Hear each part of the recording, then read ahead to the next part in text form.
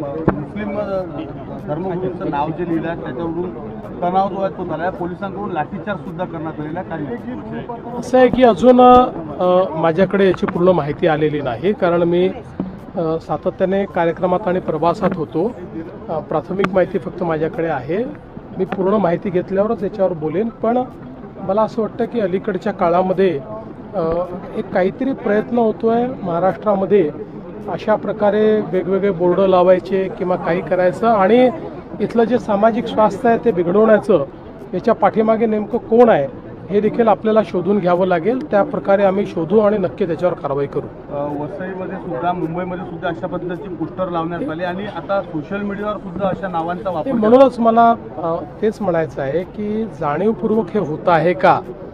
ज्या प्रकारे लोकसभेच्या निवडणुकीपूर्वी काही या ठिकाणी प्रयत्न करण्यात आले आणि एक प्रकारे लोकांना संग्रहित करण्याचा प्रयत्न जो काही करण्यात आला, पोलरायझेशनचा प्रयत्न करण्यात आला, तशाच प्रकारचा काही प्रयत्न वेगळा होतोय का, याच्याकडे लक्ष द्यावं। अहिल्यानगर में हिंसा की घटना, देखिए मैं अभी प्रवास में था इसलिए मेरे पास उसकी पूरी जानकारी नहीं है, लेकिन मैं इतना ही कहना चाहूँगा कि जिस प्रकार से ये सारे नवीन घडामोडी पाहण्यासाठी आजच आम्ही मुंबईकर 24 तासला लाईक करा, सबस्क्राईब करा आणि अपडेट रहा।